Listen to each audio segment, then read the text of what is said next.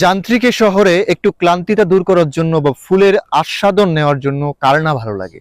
প্রতিটা মানুষই চায় একটু প্রকৃতির মাঝে বিলীন হওয়ার জন্য, প্রকৃতিকে একটু আস্বাদন করার জন্য। নরসিংদী পুটিয়ার মধ্যে একরের পর একর জুড়ে এবার চাষাবাদ হয়েছে সর্ষে ফুল।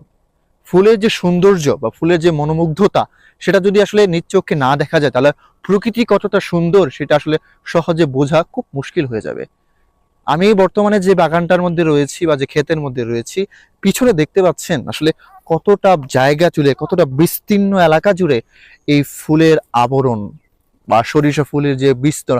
মাঠের পর মাঠ, একরের পর একর, শুধু সরিষা আর সরিষা। আর বিশেষ করে এই যে বিকেলের পরন্ত সূর্যের সময় কিন্তু অনেক মানুষ এই জায়গায় আসছে, ছবি তুলছে, বিনোদনের জন্য ঘুরতে আসছে। আর সবচেয়ে বড় কথা, এই যে মাঠের যিনি মালিক রয়েছে এই জমিটা, তার সাথে কথা বলতে যাচ্ছে আসলে কি কি করতে হয়েছে। তো মোটামুটি এই ফসলটা আপনার খুব লাভজনক।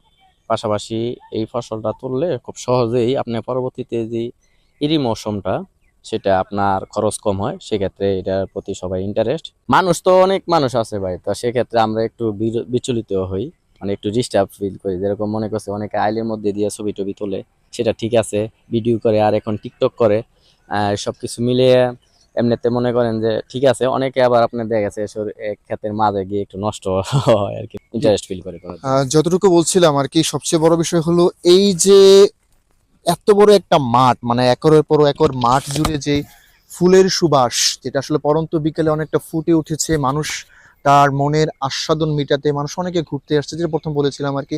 এবং বিশেষ করে কৃষি সম্প্রসারণ যে অধিদপ্তর রয়েছে নরসিংদী, তাদের সাথে কথা বলেছিলাম। তারা আমাকে জানিয়েছে এই বছর নরসিংদী 6টি উপজেলার মধ্যে বিভিন্ন জায়গার মধ্যে ব্যাপক পরিমাণ এই ফুলের বা এই বিষয়টার চাষাবাদ হয়েছে এবং ভালো ফলন হয়েছে। তো নরসিংদী থেকে আমার কাছে এতটুকু ছিল।